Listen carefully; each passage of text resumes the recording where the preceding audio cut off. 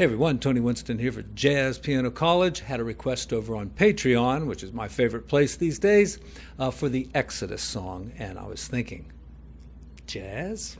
Okay. But the viewer wanted me to break down the Grant Green version. And I wasn't all that familiar with Grant Green, but he's a fine guitar player. Sounds a little like Wes Montgomery or George Benson. And I did find this old chart in a very old real book, which of course will be down there in the description.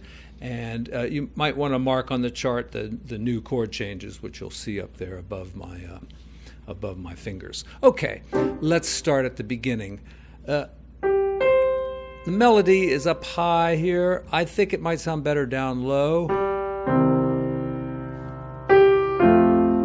Okay, so now if you think about it, the 1 chord to the 4 chord, to me that's the blues, you know. It just is. And listen to that melody too. What does it remind you of? The look of love. And then it kind of outlines the melody a little bit there. I don't know which song came first, but they're both great songs. So let's just play it the way it's written. And then we have just very simple chords here. And you could probably put some sevenths in there.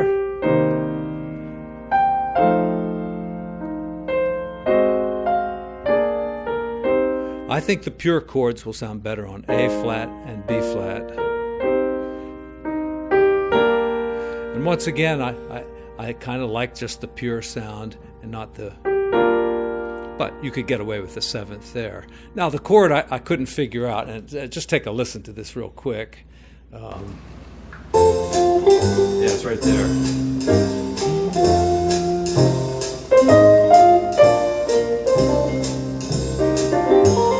Right here. Okay, so when I heard that chord, and I saw on the chart that I said E, but now that I look at it more closely, I think that actually says E flat, which is correct. It's really hard to see that flat there. But, I tried this chord first, because, it kind of sounded like a sharp 9 chord. But it's not that, it's E flat. And it's that sharp 9 chord. And this is what I heard. This is a very common kind of a shape that we can use, if we're doing some diminished stuff. But this is just an E flat, 7th, with the 5th up there, and the sharp 9 right there.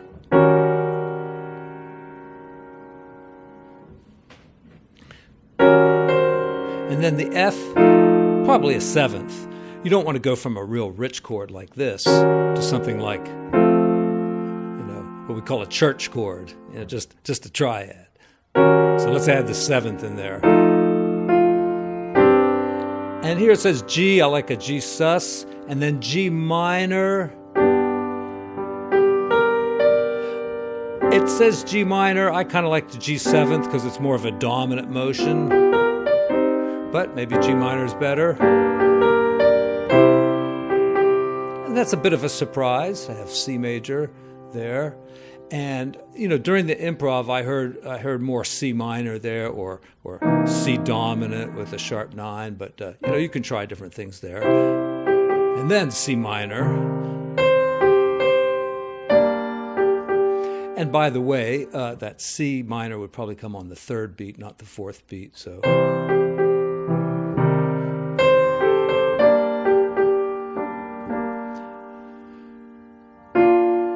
Now that B flat is, let's say it's superfluous because we're on G already, and that's kind of the same chord, So let's just forget that B flat and go right to F minor. Now that's kind of cool because you got G minor, it kind of turns into an E flat chord, and then B flat. Oh, sorry, it should be A flat.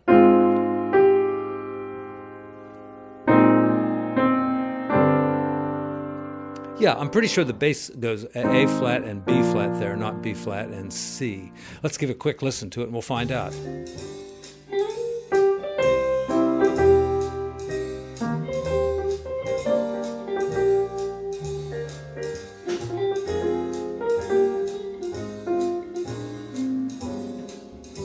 Yeah, it's definitely and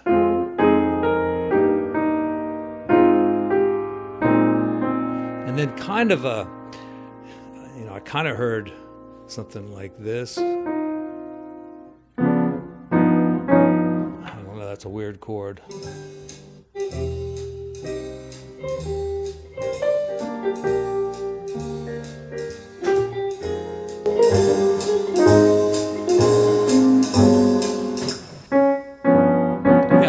Kind of a G7 with a flat 5. Now you might wonder how I can pick these chords out just by ear so quickly. It's called 45 years of doing it. No, 50 years of doing it, because I started picking stuff out when I was about 15, and I'm 67 now, so 52 years of figuring shit out. So anyway, let's see how much blues we could stick into this song.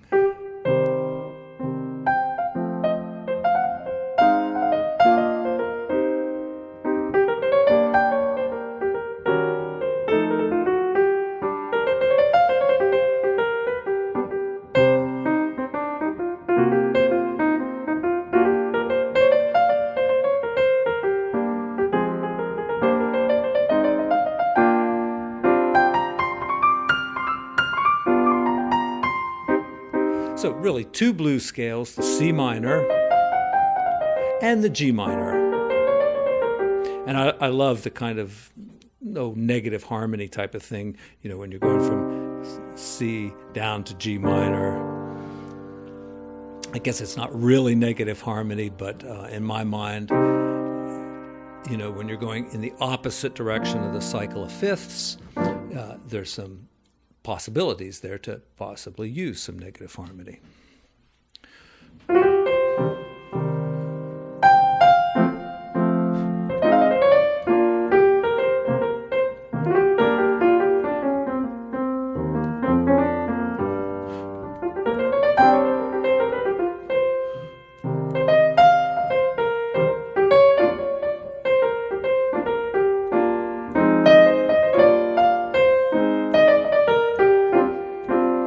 Maybe a simplification there could be a F minor, G minor, B flat, A flat, just straight to G. That seems stronger than putting that B flat in before the G. And then there's a little interlude or a coda down here, which I don't think is on the original recording by Grant Green. It's probably on the original. Let's see how that goes. Maybe it's something we could use. So where does it come in? Where's the coda come in?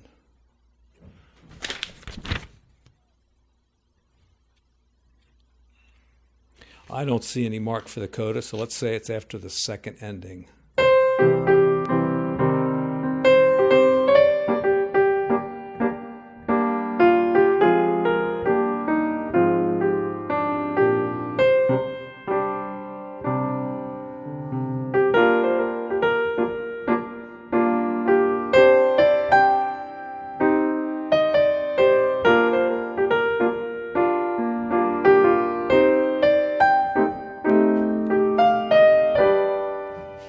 I don't know. That's probably from the original.